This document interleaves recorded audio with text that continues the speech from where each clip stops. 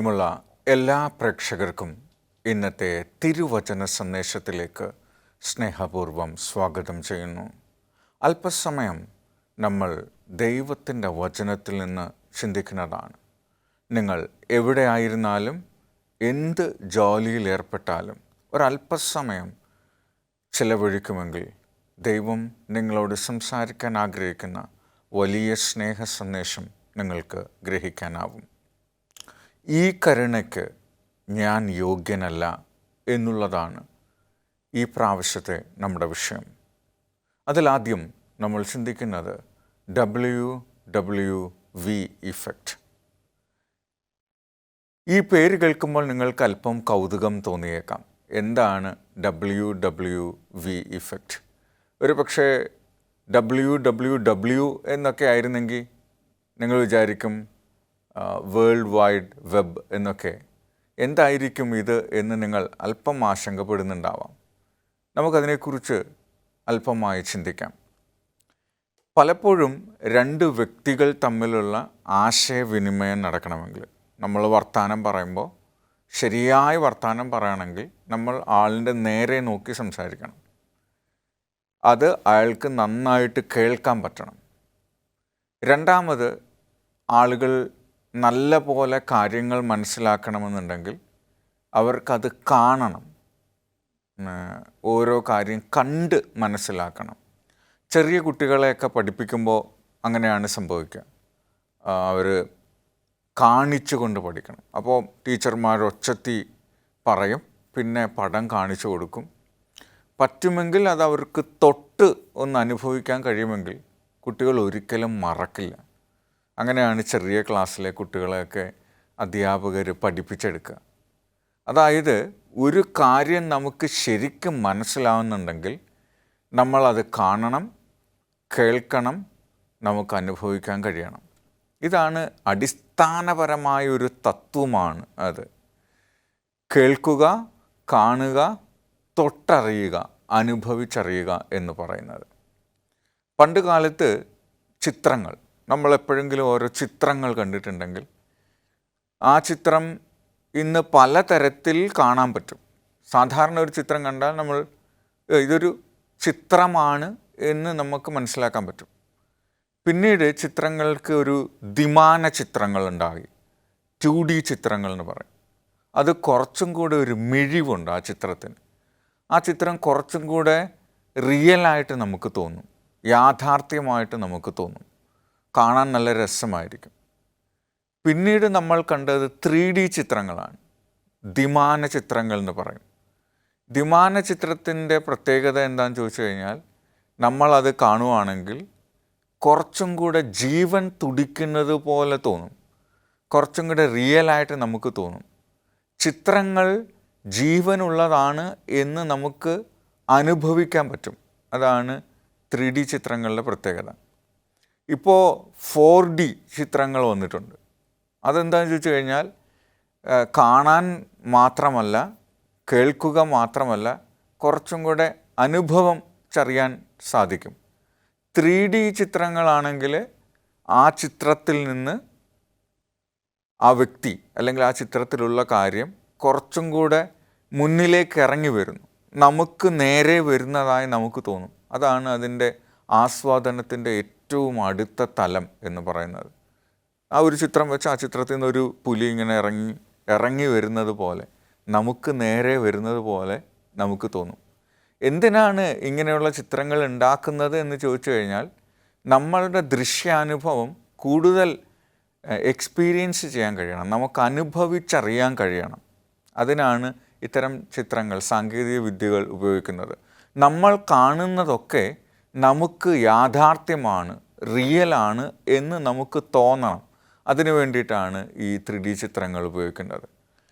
മുംബൈയിൽ ഒരു സയൻസ് പാർക്കിൽ കുട്ടികളെ കൊണ്ടുപോയപ്പോഴാണ് ഈ 4D ചിത്രങ്ങളുടെ ഒരു ഇത് കാണാനിടയായത്. അതെങ്ങനെയാണെന്ന് ചോദിച്ചു കഴിഞ്ഞാൽ, ത്രിമാന ചിത്രങ്ങൾ കാണുന്നത് പോലെ ഇതിലുള്ള ചലിക്കുന്ന ചിത്രങ്ങൾ നമുക്ക് നേരെ ഇങ്ങനെ വരുന്നത് പോലെ തോന്നും.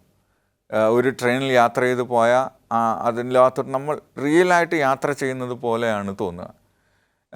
പിന്നെ അവിടെയുള്ളൊരു സാങ്കേതിക വിദ്യ എന്ന് വെച്ച് കഴിഞ്ഞാൽ ഇരിക്കുന്ന കസേരകളൊക്കെ ചലിക്കുന്നതാണ്. ഇപ്പം മഴ പെയ്യുന്ന ഒരു ചിത്രം നമ്മൾ കാണുവാണെങ്കിൽ ഈ കസേരയിൽ നിന്ന് വെള്ളം ഇങ്ങനെ സ്പ്രെഡ് ചെയ്യും, ചീറ്റിത്തെറിപ്പിക്കും. അപ്പം നമുക്ക് തോന്നും മഴ യഥാർത്ഥത്തിൽ പെയ്യുകയാണ്. നമ്മൾ ആ ചിത്രത്തിൽ കൂടെ പോവുകയും മഴ നമ്മൾ നനഞ്ഞ് അനുഭവിക്കുകയും ചെയ്യുന്നതായിട്ട് തോന്നും. അതാണ് എൻ്റെ പ്രത്യേകത. ഇനിയിപ്പോൾ നമ്മളൊരു വണ്ടിയിൽ പോകുമ്പോൾ ഒരു കുഴിയിൽ വീഴുന്നതാണെങ്കിൽ ആ കസേര ഒന്ന് കുലുങ്ങും. അപ്പോൾ നമ്മൾ വിചാരിക്കും നമ്മളും ശരിക്കും ആ വണ്ടിയിൽ യാത്ര ചെയ്യുകയാണ്, നമ്മളും കുഴിയിൽ വീണതുപോലെ നമുക്ക് തോന്നും. അത്രയ്ക്ക് ചിത്രങ്ങളെ ദൃശ്യാനുഭവമാക്കി മാറ്റുക, ദൃശ്യങ്ങളെ ഒരു അനുഭവമാക്കി മാറ്റുക, എക്സ്പീരിയൻസ് ചെയ്യാനായിട്ട് അനുവദിക്കുക. അതൊക്കെ റിയലാണെന്ന് നമുക്ക് തോന്നുക. എത്ര ഭയങ്കരമായിട്ടാണ് ടെക്നോളജി വർദ്ധിച്ചിരിക്കുന്നത്. നിങ്ങൾ ഇത്തരം ചിത്രങ്ങൾ എപ്പോഴെങ്കിലുമൊക്കെ കണ്ടിട്ടുണ്ടാവും, അനുഭവിച്ചിട്ടുണ്ടാവും. അപ്പോൾ ഞാൻ പറയുന്നത് നിങ്ങൾക്ക് പെട്ടെന്ന് റിലേറ്റ് ചെയ്യാൻ കഴിയുന്നുണ്ടാവുമെന്ന് ഞാൻ വിചാരിക്കുകയാണ്.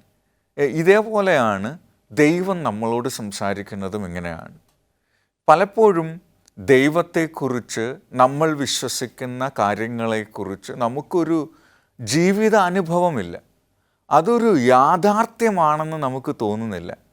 അതൊരു ശരിക്കും ഒരു അനുഭവമായിട്ടൊന്നും തോന്നുന്നില്ല. ലോകം ദൈവത്തെക്കുറിച്ചും വിശ്വാസത്തെക്കുറിച്ചും പറയുന്നത് പോലെ ഒരു കഥ, ഒരു കെട്ടുകഥ അല്ലെങ്കിൽ ഒരു വിശ്വാസമാണ്.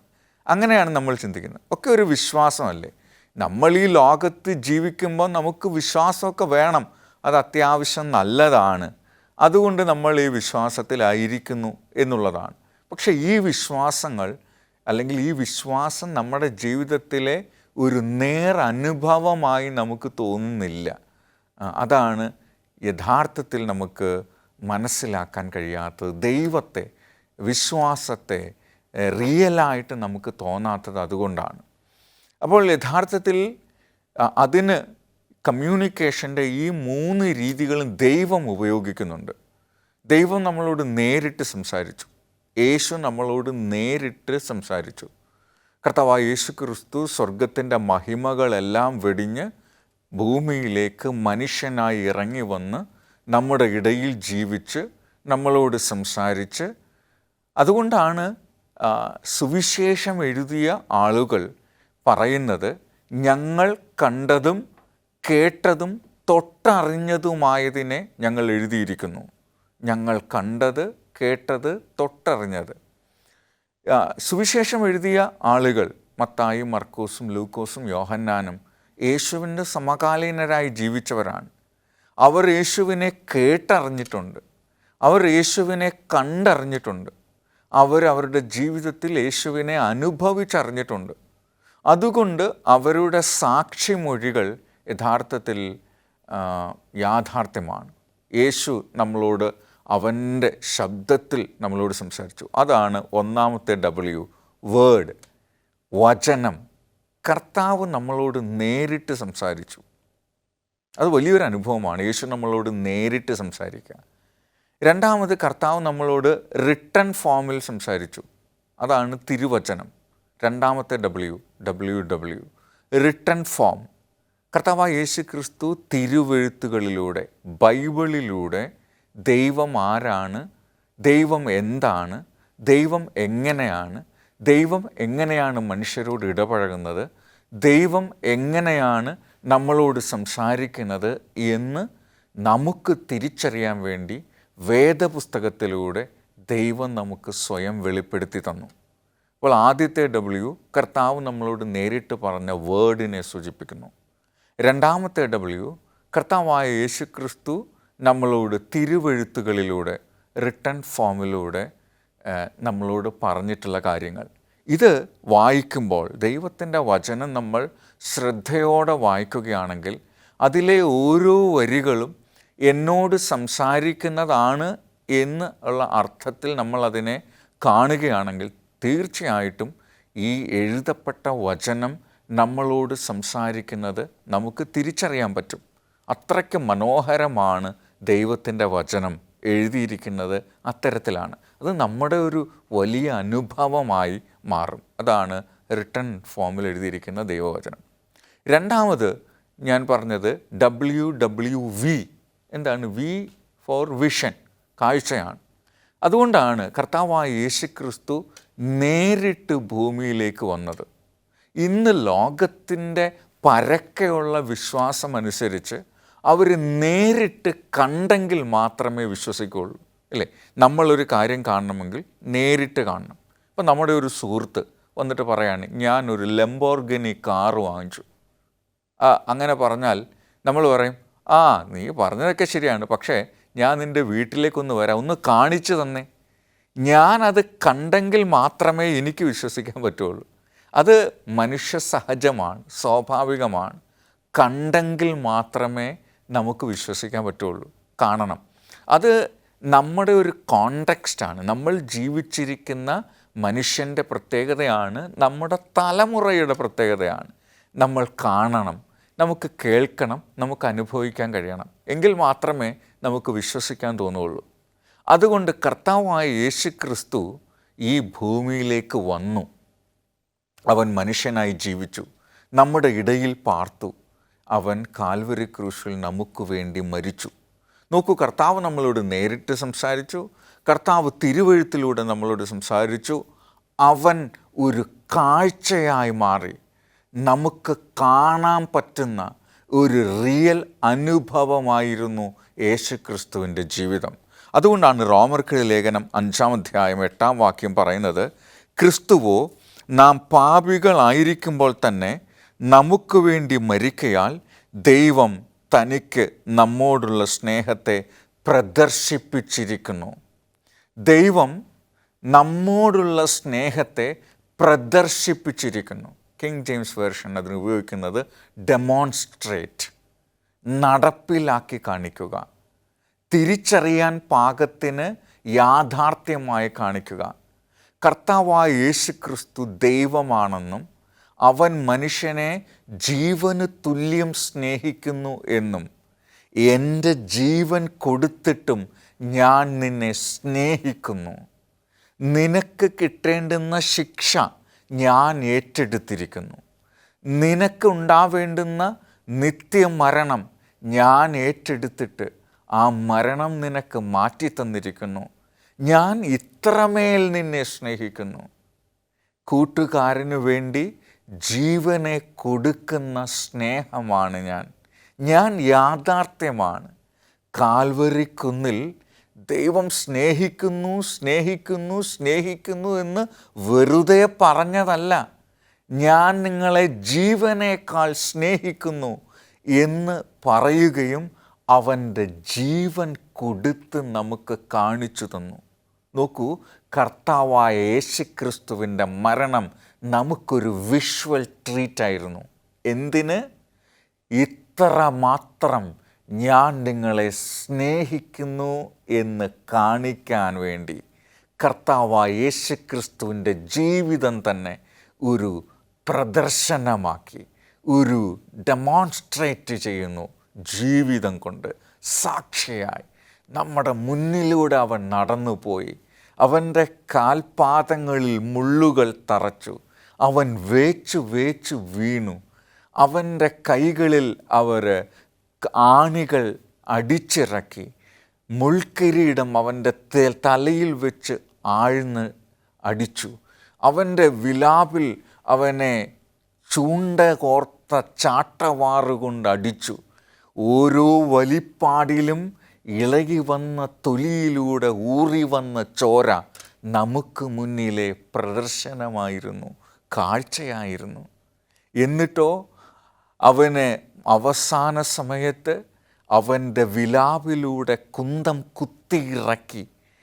ഊറി വന്ന ചോരത്തുള്ളിയും വെള്ളത്തുള്ളിയും കലർന്നു വന്നപ്പോൾ നോക്കൂ, എൻ്റെ കർത്താവ് എന്നെ എത്ര മാത്രം സ്നേഹിക്കുന്നു എന്നുള്ളത് അവൻ പറഞ്ഞത് മാത്രമല്ല, അവൻ എഴുതി അയച്ചത് മാത്രമല്ല, he himself became a visual treat for us to believe that he is real. അവൻ യാഥാർത്ഥ്യമാണെന്ന് അനുഭവിച്ചറിയാൻ വേണ്ടി ഒരു 4D വിഷ്വൽ ട്രീറ്റായി സ്വയം ഭൂമിയിലേക്ക് മാറി. എത്ര വലിയ ദൈവം, എത്ര വലിയ സ്നേഹം, എത്ര വലിയ കരുതൽ, എത്ര വലിയ യാഥാർത്ഥ്യം. പ്രിയമുള്ളവരെ, നിങ്ങൾക്ക് ഈ യേശുവിൻ്റെ സ്നേഹത്തെ കാണാൻ കഴിയുന്നുണ്ടോ? അവൻ നമുക്ക് വേണ്ടിയാണ്, നിനക്ക് വേണ്ടിയിട്ടാണ് ഈ ത്യാഗം അനുഭവിച്ചതെന്ന് നിങ്ങൾക്ക് ഓർക്കാൻ കഴിയുന്നുണ്ടോ? നിങ്ങൾക്ക് കർത്താവായ യേശുക്രിസ്തുവിൻ്റെ ഈ ജീവിതത്തെ ഒരു വിഷ്വൽ ട്രീറ്റായിട്ട്, കമ്മ്യൂണിക്കേഷൻ്റെ, ആശയവിനിമയത്തിൻ്റെ എല്ലാ മെത്തേഡ്സും ഉപയോഗിച്ചുകൊണ്ട് യേശു ഒരു റിയൽ അനുഭവമായി നിങ്ങളുടെ ജീവിതത്തിലേക്ക് വന്നിട്ടുണ്ടോ? നിങ്ങൾ അല്പസമയം യേശുവിനെ ഒന്ന് നോക്കൂ, അവൻ്റെ ജീവിതത്തിലൂടെ ഒന്ന് കണ്ണോടിക്കൂ. വേദപുസ്തകത്തിൽ എഴുതപ്പെട്ടിരിക്കുന്ന ദൈവത്തിൻ്റെ വചനത്തിലൂടെ യേശുവിനെ ഒന്ന് കാണാൻ ശ്രമിക്കുക. കർത്താവായ യേശുക്രിസ്തു നിങ്ങളുടെ ജീവിതത്തിലെ യാഥാർത്ഥ്യമായി മാറും. അവൻ നിങ്ങളെ അത്രമാത്രം സ്നേഹിക്കുന്നു, അവൻ നിങ്ങളെ അത്രമാത്രം കരുതുന്നു. നിങ്ങൾ അവനെ അത്ര യാഥാർത്ഥ്യമായി അനുഭവിച്ചറിയണം എന്ന് കർത്താവായ യേശുക്രിസ്തു പറയുകയാണ്. അതുകൊണ്ടാണ് യേശുവിൻ്റെ സ്നേഹത്തെ ഓർക്കുമ്പോൾ, യേശുവിൻ്റെ ത്യാഗത്തെ ഓർക്കുമ്പോൾ, അവൻ്റെ സ്നേഹത്തെ ഓർക്കുമ്പോൾ നമുക്ക് പറയാൻ തോന്നുക, ഈ കരുണയ്ക്ക് ഞാൻ യോഗ്യനല്ല. ഈ കരുണ അനുഭവിക്കാൻ, ഇത്ര വലിയ സ്നേഹം അനുഭവിക്കാൻ, ഇത്ര വലിയ ത്യാഗം അനുഭവിക്കാൻ കർത്താവെ നീ കാണിച്ച മനസ്സ്, ഞാൻ അനുഭവിക്കേണ്ടുന്ന എല്ലാ കുറ്റവും നീ ഏറ്റെടുത്തു, ഞാൻ അനുഭവിക്കേണ്ടുന്ന എല്ലാ ശിക്ഷയും നീ ഏറ്റെടുത്തു, ഞാൻ അനുഭവിക്കേണ്ട നിത്യമരണം നീ ഏറ്റെടുത്ത് എനിക്ക് സ്വാതന്ത്ര്യം തന്നു, എനിക്ക് ജീവിതം തന്നു, എനിക്ക് ആശ്വാസം തന്നു, എനിക്ക് രക്ഷ തന്നു, എനിക്ക് നല്ല ജീവിതം തന്നു, എനിക്ക് സമാധാനം തന്നു. നീ എന്നെ നിൻ്റെ ഉള്ളം കയ്യിൽ താങ്ങി, നീ എന്നെ പേര് ചൊല്ലി വിളിച്ചു, ഞാൻ നിന്നെ ഒരിക്കലും അനാഥനാക്കി വിടുകയില്ല എന്ന് പറഞ്ഞു. നീ എന്നെ ഒരിക്കലും അനാഥനാക്കിയില്ല. നീ എന്നെ പോറ്റി പുലർത്തി, നീ എനിക്ക് വേണ്ടതെല്ലാം തന്നു. നീ എനിക്ക് വെളിച്ചം നൽകി, നീ എനിക്ക് ശ്വാസം നൽകി, നീ എനിക്ക് ഓക്സിജൻ നൽകി, നീ എനിക്ക് ആരോഗ്യം നൽകി, നീ എന്നെ പരിപാലിച്ചു, നീ എനിക്ക് സൗഖ്യം നൽകി, നീ എന്നെ കാത്തു സൂക്ഷിച്ചു കൺമണി പോലെ. കർത്താവേ, നിൻ്റെ ഈ സ്നേഹത്തെ ഞാൻ അനുഭവിച്ചറിയുമ്പോൾ, കർത്താവേ, ഈ കരുണയ്ക്ക് ഞാൻ യോഗ്യനല്ല. നിൻ്റെ സ്നേഹത്തിന് നന്ദി, നിൻ്റെ ത്യാഗത്തിന് നന്ദി, നിൻ്റെ കരുണയ്ക്ക് നന്ദി, നിൻ്റെ കരുതലിന് നന്ദി. കർത്താവേ, നിന്നോടുള്ള സ്നേഹം മാത്രമാണ് ഇനി എനിക്കുള്ളത്. എൻ്റെ മുന്നോട്ടുള്ള ജീവിതത്തിന് എനിക്ക് നിൻ്റെ ഈ കരുതലും സ്നേഹവും മാത്രം മതി എന്ന് തിരിച്ചറിയാൻ നമുക്കാവുന്നുണ്ടോ? കർത്താവ് നമ്മളെ അത്രമാത്രം സ്നേഹിച്ചിരിക്കുന്നു, അവൻ നമ്മളെ അത്രമാത്രം കരുതുന്നുണ്ട്. അതുകൊണ്ടാണ് യോഹന്നാൻ 3:16 ഇങ്ങനെ പറയുന്നത്, തൻ്റെ ഏകജാതനായ പുത്രനിൽ വിശ്വസിക്കുന്ന ഏവനും നശിച്ചു പോകാതെ നിത്യജീവൻ പ്രാപിക്കേണ്ടതിന് ദൈവം അവനെ നൽകുവാൻ തക്കവണ്ണം ലോകത്തെ സ്നേഹിച്ചു. അവൻ്റെ പുത്രനെ മുഴുവനായി ത്യാഗമായി നൽകത്തക്ക വിധത്തിൽ ദൈവം ലോകത്തെ സ്നേഹിച്ചു. അവൻ നിങ്ങളെ സ്നേഹിച്ചു. അവൻ്റെ പുത്രനെ മുഴുവനായി നൽകത്തക്ക വിധത്തിൽ അവൻ നിങ്ങളെ സ്നേഹിച്ചു. നിങ്ങൾ ആ സ്നേഹത്തെ തിരിച്ചറിയുന്നുണ്ടോ? പലപ്പോഴും നമ്മൾ വിചാരിച്ചിട്ടുണ്ടാവും, എന്നെ ആരും സ്നേഹിക്കാനില്ല, എന്നെ ആരും കരുതാനില്ല, എന്നെ ആർക്കും വേണ്ട, ഞാൻ എന്തിനാണിങ്ങനെ ജീവിക്കുന്നത്?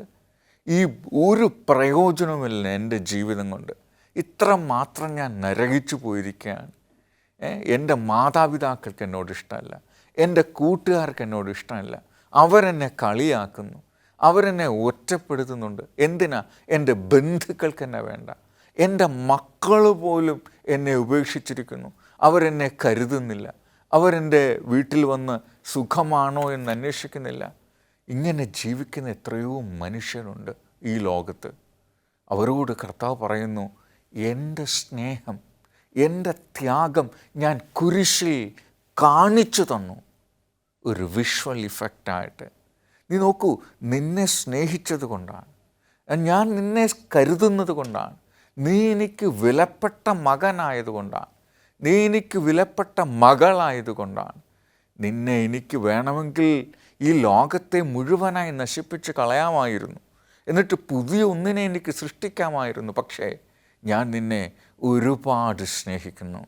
എനിക്ക് നിന്നെ ആവശ്യമുണ്ട്. കാരണം നീ എൻ്റെ മകനാണ്, എൻ്റെ മകളാണ്. അതുകൊണ്ട് ഞാൻ നിനക്ക് വേണ്ടി എൻ്റെ ജീവനെ തന്നിരിക്കുന്നു എന്ന് പറയുകയാണ്. അപ്പോൾ ഈ കർത്താവിനെ നമുക്ക് ഒരു 4D ഇഫക്റ്റായിട്ട് അനുഭവിച്ചറിയാൻ കഴിയണം ജീവിതത്തിൽ. അത് നമ്മൾ അനുഭവിക്കണമെന്നുണ്ടെങ്കിൽ നമ്മൾ എന്താണ് ചെയ്യേണ്ടുന്നത്?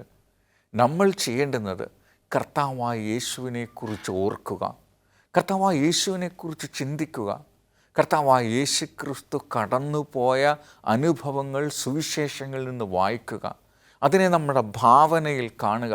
അപ്പോൾ കർത്താവ് നമ്മളോട് സംസാരിക്കുന്നത് തിരിച്ചറിയാൻ പറ്റും. ദൈവത്തിൻ്റെ പരിശുദ്ധാത്മാവ് അവനിൽ വിശ്വസിക്കത്തക്ക വിധത്തിൽ നിങ്ങളെ കൺവിക്റ്റ് ചെയ്യും, നിങ്ങളെ ബോധ്യപ്പെടുത്തും. കർത്താവായ യേശു നമ്മളോട് സംസാരിക്കും. നമ്മളുടെ ജീവിതത്തിൽ കർത്താവ് ഒരു യാഥാർത്ഥ്യമായി മാറത്തക്ക വിധത്തിൽ പരിശുദ്ധാത്മാവ് നമ്മളെ പ്രേരിപ്പിച്ചുകൊണ്ടിരിക്കും. അപ്പോൾ നമുക്ക് യാതൊരു സംശയത്തിനും അടിസ്ഥാനമുണ്ടാകുകയില്ല, യാതൊരു ചോദ്യത്തിനും അടിസ്ഥാനമുണ്ടാകുകയില്ല, യാതൊരു സംശയവും ഉണ്ടാകത്തില്ല. കാരണം കർത്താവ് നമ്മുടെ ജീവിതത്തിലെ വലിയ ഒരു അനുഭവമായി മാറിയിരിക്കുന്നു എന്ന് നമുക്കറിയാൻ പറ്റും. അതുകൊണ്ട് കർത്താവായ യേശുക്രിസ്തുവിൽ വിശ്വസിക്കുക. അപ്പോൾ നമ്മളിൽ വിശ്വാസം വർദ്ധിക്കും. കേൾവിയാൽ അത്രേ വിശ്വാസം വർദ്ധിക്കുന്നത്. കർത്താവിനെ കേൾക്കുന്നതിലൂടെ, കർത്താവിനെക്കുറിച്ച് കാണുന്നതിലൂടെ, കർത്താവിനെക്കുറിച്ച് ചിന്തിക്കുന്നതിലൂടെ നമ്മളുടെ വിശ്വാസം വർദ്ധിക്കും. കർത്താവ് നമ്മുടെ മനസ്സിനോട് സംസാരിച്ച് അവനിലുള്ള വിശ്വാസം നമ്മളിൽ വളർത്തും. എന്ന് വെച്ചാൽ ദൈവത്തോടുള്ള നമ്മുടെ സ്നേഹം ഒരു മനുഷ്യ സ്നേഹം പോലെ റിയലായിത്തീരും, ഒരു യാഥാർത്ഥ്യമായ ബന്ധുത്വമായിത്തീരും. നമ്മുടെ വീട്ടിൽ നമ്മുടെ മാതാപിതാക്കളെ നമ്മൾ സ്നേഹിക്കുന്നത് പോലെ, നമ്മുടെ അച്ഛനെ സ്നേഹിക്കുന്നത് പോലെ, നമ്മൾ മക്കളെ സ്നേഹിക്കുന്നത് പോലെ, നമ്മുടെ മക്കൾ നമ്മളെ വിട്ടിട്ട് എവിടെയെങ്കിലും ദൂരെ പോയാൽ എത്ര മാത്രം സങ്കടമാണ് നമുക്കുണ്ടാകുക. അതേപോലെ തന്നെ നമ്മുടെ പ്രിയപ്പെട്ടവരെ നമുക്ക് മിസ് ചെയ്യും അല്ലേ, അവർ ദൂരെ പോയി കഴിഞ്ഞാൽ. ദൈവത്തോടുള്ള ബന്ധത്തിൽ നമുക്ക് അത്രയ്ക്കൊരു മിസ്സിങ് ഫീലിംഗ് ഉണ്ടോ? അങ്ങനെ ഉണ്ടാകുന്നില്ലെങ്കിൽ അതിൻ്റെ അർത്ഥം ദൈവം നിങ്ങളുടെ ജീവിതത്തിലെ ഒരു റിയൽ അനുഭവമല്ല. ദൈവം നമ്മൾ എവിടെയോ കേട്ടറിഞ്ഞ എന്തോ ഒരു കാര്യമാണ്, അല്ലെങ്കിൽ ഒരു ഒരു ഒരു വിശ്വാസം മാത്രമാണ്, അതൊരു കഥ മാത്രമാണ്. പക്ഷെ നിങ്ങൾ ദൈവവുമായിട്ട് നല്ലൊരു ബന്ധം സ്ഥാപിക്കുമ്പോൾ, നല്ലൊരു റിലേഷൻഷിപ്പ് ഉണ്ടാക്കുമ്പോൾ, കർത്താവായ യേശുക്രിസ്തുവുമായിട്ടുള്ള നമ്മുടെ ബന്ധം ഒരു നേർ അനുഭവമായി മാറും. അത് ഒരു മനുഷ്യബന്ധം പോലെ റിയലായി മാറും നമ്മുടെ ജീവിതത്തിൽ. അങ്ങനെ നമുക്ക് കർത്താവായ യേശുവിനെ കാണാൻ പറ്റൂ. അങ്ങനെയാണ് നമുക്ക് യേശുവിനെ അനുഭവിക്കാൻ പറ്റുക. അങ്ങനെയാണ് നമ്മുടെ വിശ്വാസം യാഥാർത്ഥ്യമായി മാറുക. ഇല്ലെങ്കിൽ നമ്മുടെ വിശ്വാസം വലിയ ഒരു ആശയം, ഒരു ഐഡിയോളജി മാത്രമായി മാറും. ഈ ഭൂമിയിൽ നമുക്ക് ജീവിക്കാൻ വേണ്ടുന്ന ഒരു സാമൂഹ്യമായ കൂട്ടായ്മ മാത്രമായി മാറും നമ്മുടെ വിശ്വാസവും ആരാധനയും പള്ളിയുമൊക്കെ. അങ്ങനെയല്ല ദൈവം ഉദ്ദേശിക്കുന്നത്. കാരണം അവൻ നമ്മളെ വ്യക്തിപരമായി അറിയുന്നു, അവൻ നമ്മളെ വ്യക്തിപരമായി സ്നേഹിക്കുന്നു, അവൻ നമ്മളെ പേര് ചൊല്ലി വിളിച്ചിരിക്കുകയാണ്.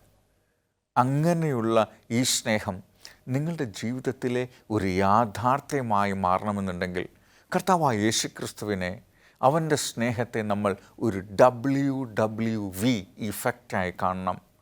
എഴുതിയ വചനത്തിലൂടെ, പറഞ്ഞ മൊഴിയിലൂടെ, കർത്താവായ യേശുക്രിസ്തുവിൻ്റെ കാൽവരി ക്രൂശിലെ പ്രദർശനത്തിലൂടെ നമ്മുടെ ജീവിതത്തിലെ ഒരു നേരനുഭവമാക്കി മാറ്റണം. അതിന് നിങ്ങൾക്ക് മനസ്സുണ്ടെങ്കിൽ, ആ കർത്താവായ യേശുക്രിസ്തുവിനെ നിങ്ങളുടെ ജീവിതത്തിൻ്റെ രക്ഷിതാവായി സ്വീകരിക്കാൻ നിങ്ങൾ തയ്യാറുള്ളവരാകുക. നിങ്ങൾ യേശുവിനോട് പറയും, യേശുവേ, ഞങ്ങൾ ഒത്തിരി പ്രാവശ്യം നിന്നെക്കുറിച്ച് കേട്ടിട്ടുണ്ട്, ഒരുപാട് കൺവെൻഷനുകൾ കണ്ടിട്ടുണ്ട്, ഒരുപാട് TV സന്ദേശങ്ങൾ ഞങ്ങൾ കേട്ടിട്ടുണ്ട്, ഒരുപാട് ഓഡിയോ ശബ്ദം സന്ദേശങ്ങൾ ഞങ്ങൾ കേട്ടിട്ടുണ്ട്. ഇതെല്ലാം ആയിട്ടും കർത്താവേ, നിന്നെ എൻ്റെ ജീവിതത്തിൻ്റെ നേരനുഭവമാക്കി മാറ്റാൻ ഞാൻ ആഗ്രഹിക്കുന്നു. അപ്പോൾ അവൻ നമ്മുടെ ജീവിതത്തിലെ യാഥാർത്ഥ്യമായി മാറും. പ്രാർത്ഥിക്കാം. ഞങ്ങളെ സ്നേഹിക്കുന്ന സ്വർഗീയ പിതാവേ, നിന്നെ ഞങ്ങളുടെ ജീവിതത്തിൻ്റെ നേരനുഭവമാക്കി തീർക്കാൻ ഞങ്ങൾ ആഗ്രഹിക്കുന്നു. എൻ്റെ ജീവിതത്തിലെ യാഥാർത്ഥ്യമായി അങ്ങ് മാറണമേ. പ്രാർത്ഥന കേട്ടതുകൊണ്ട് അങ്ങയെ സ്തുതിക്കുന്നു. യേശുവിൻ്റെ നാമത്തിൽ തന്നെ ആമേൻ. ഈ സന്ദേശം നിങ്ങൾക്ക് ഇഷ്ടമായി എന്ന് വിചാരിക്കുന്നു. ഇഷ്ടമായെങ്കിൽ നിങ്ങളുടെ പ്രിയപ്പെട്ടവർക്ക് കൂടെ പകർന്നു കൊടുക്കുക. ഇനിയും കൂടുതൽ സന്ദേശങ്ങൾ കേൾക്കുന്നതിന് ഞങ്ങളുടെ ചാനൽ നിങ്ങൾ തുടർന്നും കാണുക. മറ്റൊരു സന്ദേശവുമായി വീണ്ടും കാണുന്നതുവരെ ദൈവം നമ്മളെ ഓരോരുത്തരെയും അവിടെ എവിടെയായി കാത്തു പരിപാലിക്കട്ടെ. ആമേൻ.